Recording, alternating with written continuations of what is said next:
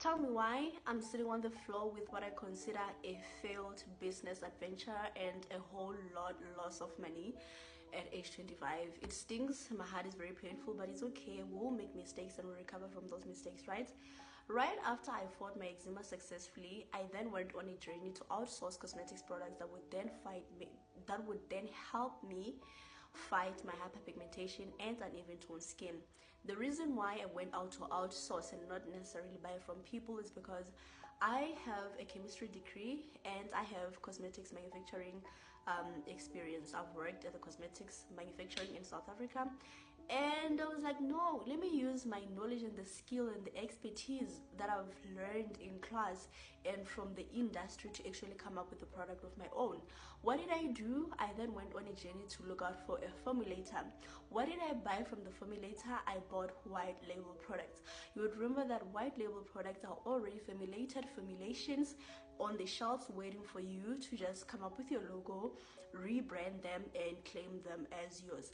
Also, the reason why I did that was because I wanted to showcase that starting your own cosmetics brand is not as expensive as we think. Because another thing is, I see a lot of people being a middleman, being in being in network marketing companies selling last skincare products, which is okay if you want to do that, and maybe other people just reselling. And I was like, having been in the industry, I know how easy and affordable it is to actually start your own cosmetics brand. So if you love and genuinely have the love for cosmetics products, just start your own brand. Why can't you be the next Gorgeous Mbali and come up with Hermosa and all of those people, the Portia M, the Last? These people should inspire us to actually start our own brands instead of reselling theirs, which I don't have a problem with that. If you love reselling, it's also okay because it's another way of making money. So what I did then was to buy the products that would fight my hyperpigmentation and uneven tone skin.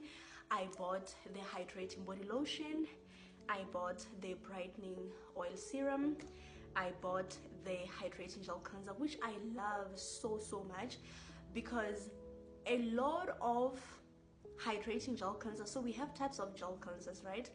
So but the one that I have is the one that foams. As you can see, the one that foams a lot. I went for that. And then I have mandelic fruit multi-fruit toner here, and then also the brightening body oil, right? But I'm sitting on the floor because I'm sitting with a failed project, because these products, according to me, have failed a stability test. When I was working at a cosmetics manufacturer, I was working as a testing lab technician because I did chemistry, right?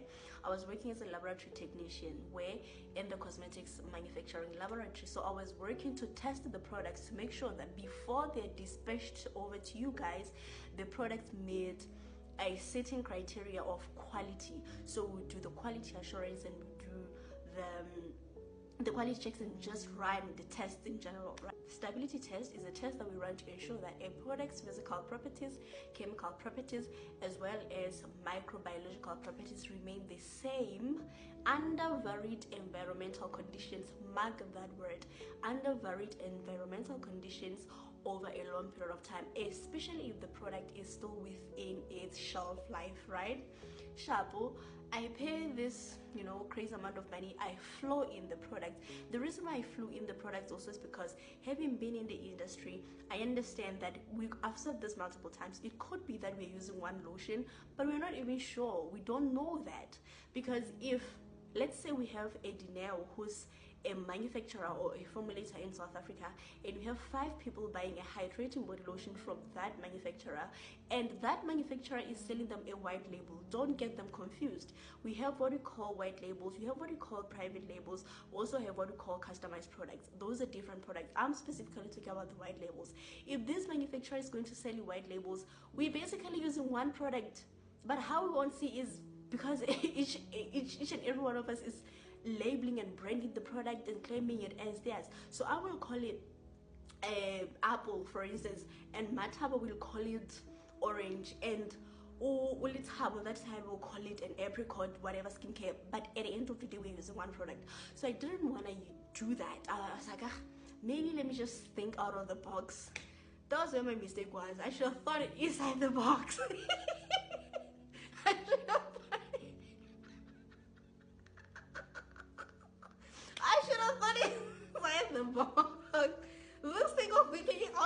box is gonna be the end of us one day. I should have stuck here in Zanzi. I should have went with the formulator of Zanzi. I don't know what I was doing, but it's okay. But now tell me why. I received this product last month, and when I received them I showed a video with you guys, but I wanted to show you guys, this is supposed to be my brightening body oil serum. You won't see that because the light is going to reflect it. This product, when I received it, it was a liquid, because oil, come on, it was a normal oil that you know, which is a liquid. Right now it's a solid. I don't know if you can see that. It's a solid. So over the past days, when the weather was really bad, mind you, I did not even change the temperature of this product. They're here, just up here on my vanity table. I normally stack up my products there. They've always been there. Tell me why today when I open it and I want to use it, the product is frozen. Frozen.